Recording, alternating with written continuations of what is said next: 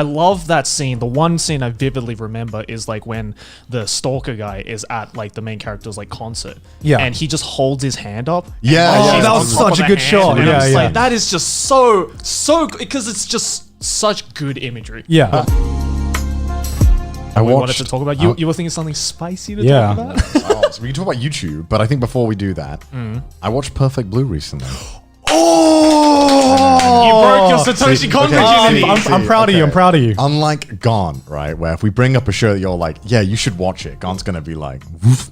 You know what I mean? Like, I actually started watching Dodo Head Dodo. do you actually? Yeah, yeah. Shit. So Everyone's I just breaking the cherry. I just thought because of the Full Metal Alchemist curse. They're you not know? going to know that because that was on the episode where we recorded an episode and then the brought the audio audio. just Yeah. wasn't recording Yeah, it's apparently. the lost episode you'll The never lost- get to see. Did like a 10-minute speech on why Dodo Dodo is good and you should watch it. Yeah. But no, yeah. I was Perfect Blue, yeah. Yeah. How yeah. did you find it? It was amazing. Yeah, like right? I knew it was going to be good, right? Yeah. Like everything I've seen of it and the amount of works that it's inspired, obviously it was going to be good. Yeah. But yeah, I was kind of not ready for what I was going to watch. No one knew it was a when they lot. watch it. Like it Yeah. was a lot. Yeah, man. yeah. Some of the scenes were pretty oof. Yeah, like how do you feel watching it today? Like because this came out in I think 1995, Something or like something that. like that. It's- Which Yeah. 1995, 1997. It came out in the It's 90s. at least 20 years old. Yeah. How do you feel it is now watching it for the first time in today's climate? It's really creepy being like an online personality watching a story about Right. how an Yeah. online personality is. And that's like, what's scary about it, right? Is Yeah, that yeah. the themes in that are just as prevalent today as it was back then. yeah. Yeah. If not worse, I feel. No, I feel like it's more relevant today, over 20 years later, Oh, yeah. than it was when it came out. Do you want to explain quickly what the story is? Because like it's been a while since I Oh my watched god! it. Yeah. I mean, that's hard. it's a mind fuck. It's horror, but it's essentially there's this girl who is an idol. She then quits becoming an idol to pursue a career in film acting. But then that's also like a side plot, I guess, really. But there's a guy who is obsessed with her. And the whole point of the story is that he is obsessed with the image of the celebrity, not the actual personality of the celebrity. Yeah. And then it's kind of a story about how much, as an online personality or a celebrity, how much of your public persona do you own, and how much of that do you have control over? Yeah, is it actually you? Who is the Yeah, real who you? is- Is it who you perceive yourself as online, or is it who you are as a person?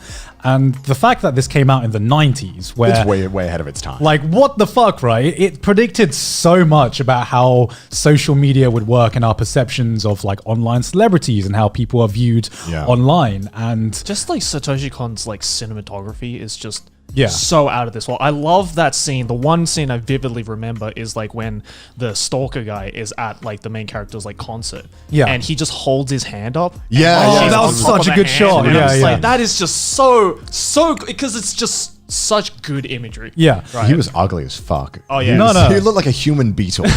I was like, oh, so he's the bad guy. This boy was the OG ugly bastard. Yeah. Every ugly bastard was based off that guy. No kidding. I mean, it was amazing. Like I feel like it's, again, like you said, it's so relevant this time. And I think anyone can. I think it's more relevant now than it was almost when it came out. And I guess. the way he pulled it off as well, because yeah. it wasn't just a simple story. It was weaved in with just pure top class filmmaking. Oh, yeah. Like, It was like fantastic. there was a point when you don't notice the transition, but it transitions into okay, what's real, what's like her imagination, Yeah. what's part of the film. Because one of the genius parts of this story is that because she's like an actress as well. They use the word of the acting. Yeah, they Yeah. they use the world of the acting and like the filmmaking to like blend into her real life. So you don't know which scenes are like really Yeah. happening and which scenes are just being acted, and it fucks with your mind. Yeah, 'cause it's like so three much. worlds, right? Because Yeah. there's the real world, the acting world, and then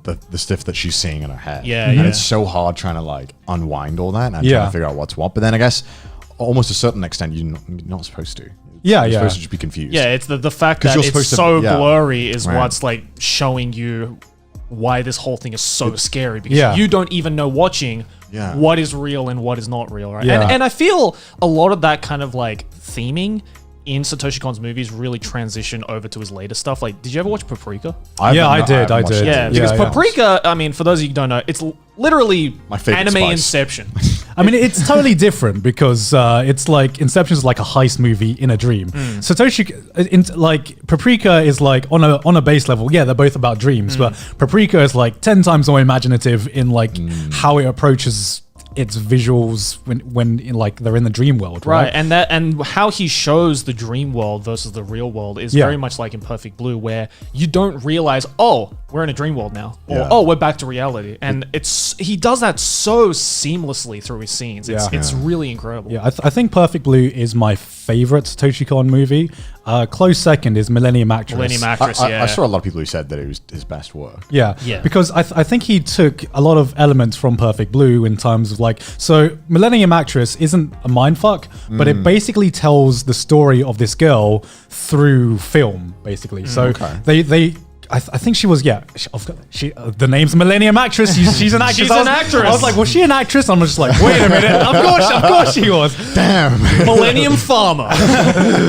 She was a farmer. Yeah, but like they show this woman's whole life story just through various films that she shot, or maybe she didn't shoot them, but it's just such a seamless transition between real life, or the canon real life of the movie, and a movie in a movie, if that makes sense. It's good because I mean I also feel like because of the position we're in, it was like a weird, uncomfortable. It was the uncanny valley, right? Some parts were a little bit too close. You know what I mean? There's like, because obviously there's the personality that we show in our videos, right? And then there's our own personality. Like I don't have to deal with it too much because I feel like I'm pretty close to what I am in real life. I think all three of us are. Yeah. But I definitely have some friends who are YouTubers who like are very, very different to how they're perceived. I'm sure Emily won't mind me saying. Emarichu, she's like a storytime animator, right? Very like this image of like pure, right? Like and like everyone thinks that she's like a Disney character, right? But like you hang out with her, she's a normal person, right? And I mean, if you follow her on Twitter, you'll see right. And that's the thing, right? Is that I know she gets stressed out with it more than most, and she's told me a few times that she's like, I wish people would just stop treating me like a Disney character. Like people won't let her like say things because when she says things like, oh, you know, that are a little crude, maybe, she gets a lot of comments being like, this is not how you're supposed to act. That's not you. People literally tell her you shouldn't act this way. This is not how you're supposed to act. Like, and it's weird because it's like, I don't have to deal with that. If I do whatever the fuck I want, and people are like, haha, funny, you know, teehee. But like, it's really creepy seeing people it was weird force for me. this thing onto her. Yeah, it was really weird for me because I met Emily IRL before I saw any of her YouTube stuff. So it was, when me watching her videos, it was kind of a reverse shock for me. I was like, wow, you're so pure. Not to say that Emily is like crazy or anything. She's just a normal person, right? No. But I haven't met her personally, but people are more dimensional than a Disney persona. Yeah, exactly. She doesn't even try and put that on herself, right? That's just because, you know. That's just how the audience perceives. How the audience does it. It's funny because Sydney, or Sitsnap, she has like the opposite problem where people come to me and they're like, why is Sydney acting so hyperactive and so loud in her videos? And I'm like, the big difference between Sydney in her videos and Sydney in real life is that Sydney in her videos has a volume button. It's true. Like I can physically turn her down when she's in a video. I can't physically turn her down in real life. You can put like a normalization on her voice. Can't do that in real life. That shit peaks. You can't put a limiter on her voice. And it's just, it was really uncomfortable. Like I said, it's uncomfortable at times. It's really like unnerving. And again, like if you take away anything from this, you should watch Perfect Blue. If you consume any form of online content. Did you watch Requiem for a Dream? Have you seen that movie? No, I haven't. No. Or Black Swan? Or Black Swan. I saw a bit of Black Swan. I got really bored and I turned it off. Yeah, a lot of, I mean, both of those movies are heavily influenced. I saw that Black Swan was heavily inspired. It's funny that you fell asleep during that one because Black Swan is basically the same storyline. I think I was on a plane, and you know, sometimes you're in a mood where you're like, I don't want to watch a movie, but what else can I do? Yeah. And I think I put Black Swan on. I was like, it was not the right environment to watch Black Swan. Like, very dark. A 10-inch LCD eating those shitty packed nuts, you know. I have this genre I like to call plane movies, where it's like movies you would never ever watch, but when you're on a plane, you're like, every Jason Statham movie. Exactly. Like, every Mission Impossible. I'm pretty sure his career and The Rock's career are solely being funded by planes. Like, no one. Why else would you watch that fucking shark movie that Jason Statham was in? What shark movie? Where just the whole movie was him fighting a shark. What Are you serious? Is this a movie? It's on the screen right now. Sharknado 4. It's just a movie, and I can't describe any of it to you. It's just the whole thing was just this really Jason cheesy- Statham versus the shark. It's like imagine Jaws on steroids, and that was like the whole movie. It was so Oh, bad. what's it called? Like Megalon? That was or like something? Mega something. Mega Chad. Mega. Mega Chad. Jason Statham is Mega Chad.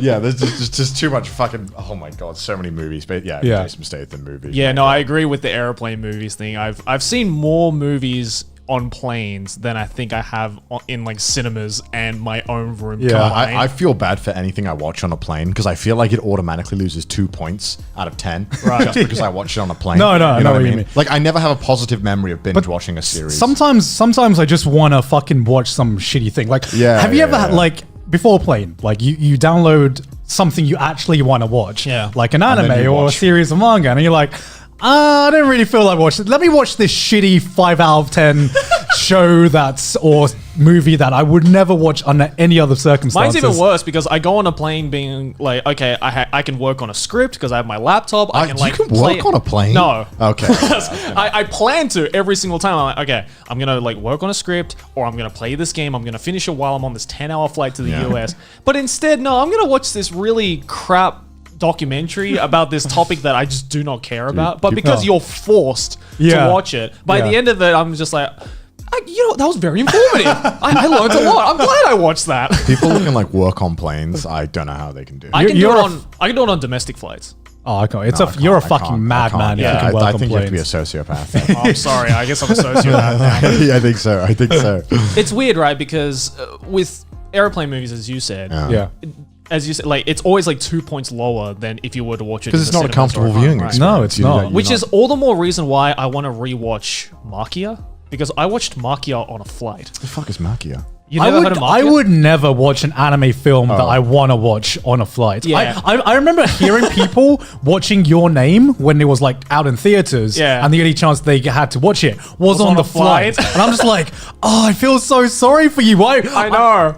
And like that's the exact same experience I had with Makia because Right. I missed it in the cinemas before I went to Yeah. the US, but it was on my flight to the US. So I was like, perfect, I can finally watch it. But Yeah. in my head, I was like, oh no, I have to watch it on this tiny screen with these crappy ass headphones that I had because I didn't bring my proper headphones. But I watched it on the flight. Man, I cried like a fucking bitch. Joe's Oh my god. Which makes me more like it makes me more inclined to go watch it on like a big screen. now. Yeah, yeah, Because yeah. I know if I watched it on the big screen, I would be crying even more like a You bitch. just get a text from like row 3, seat C. That's like, why are you crying so damn loud? Like that meme template, you know? Like, But yeah, if you don't know, do you know Makia? Yeah, I know. No, I I have know. no Makia. idea. Oh, yeah, so Makia Makia is this movie that wasn't advertised anywhere, was No, it? no, no. It I was have it no was idea what very under the radar. I think it was by PA. Was it by PA Works? No. It's not What's it PA about? Works. It was written and directed by Okada Mari. Yeah, yeah. What is it about? She did Anohana. Oh, okay. Yeah. She's basically known as the anime writer who is known for like all those series Making that you you cry. cry. Yeah, she's like the master of making you cry. And Makia was the movie that it was her first directing debut. But the thing is, it wasn't advertised anywhere. Like even in Japan, it wasn't advertised anywhere. And I only found out about it because my friend Nabi let me know about it. But he let me know like 2 days before it was gone from the cinema. So I was like, cool. I guess I can't watch that. But then it was on the flight, and yeah, but that's the thing, right? Like when you watch something that's really funny or that very emotional on a plane, Yeah. you can't just burst out. Yeah, you can. No. Just fucking cry I can't do in that. the do middle that. seat. Dude, I've cried on a I plane. can't. So I was can't do literally that. doing like a. Like this, like trying to hold in my tears. They're like, what do you want, chicken or beef? And I didn't want this like white guy sitting next to me to think like, what the this guy's crying onto like a cartoon. Yeah. What the hell's wrong with you? But yeah. What's like the riskiest thing you've ever watched in the flight? What do you mean risky? I don't know. I saw a guy on a plane watching porn one time.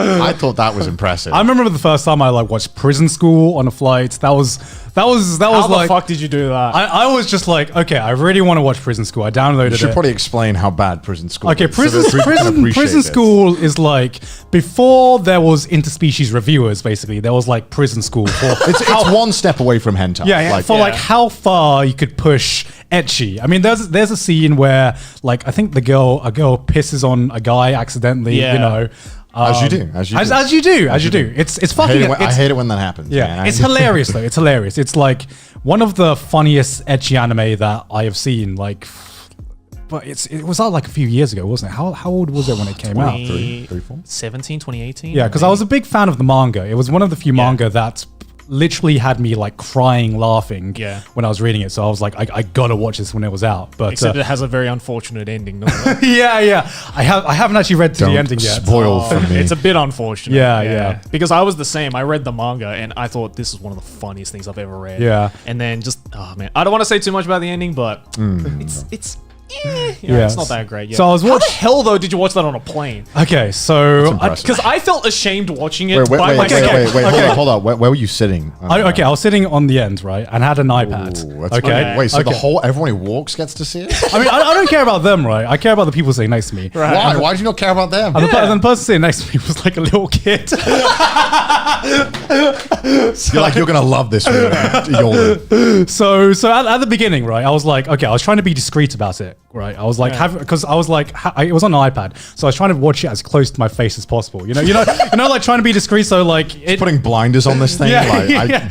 Exactly. And then it was like a 10-hour flight, so my arms are gonna get tired. Yeah. And then about like an hour in, I was like, I don't fucking give a shit anymore. And if the kid wants to look over, there's some culture in his life. You want to be a Chad kid? Watch this. Because it wasn't the only thing I watched as well. I watched because the new season of Game of Thrones was on as well. So I thought, you know what? I've already watched Prison School. Finish off with a Brazos video. Why not? Why not?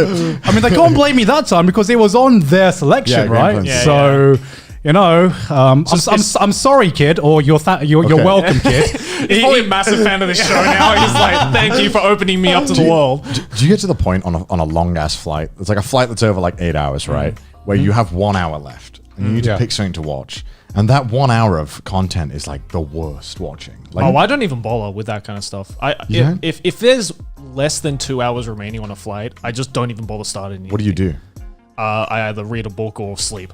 The fuck? Yeah, it's just like that Twilight Zone. It's awful. I hate that. I hate it because it's the same when I know I have to do something in an hour, and I'm like, I could squeeze in an anime episode in this time. It's like, but I never do. I watch a random Family Guy episode, I guess, because I hate myself. And Big Bang Theory episode right after. Why not? Nah, Big Bang Theory is never worth it. No. When I see people watching that on a plane for like 6 hours straight, I'm like, what's wrong with you? what went wrong? Where this is the pick? I couldn't escape from the Big Bang Theory thing, right? Because of my surname. Bazinga. Yeah. So many people are like, oh, look, the Big Bang Theory. You're like, oh, shut the fuck up. No. Already hate the show before you First of all, it. it's pronounced Bissinger. Yeah, right. God damn it. But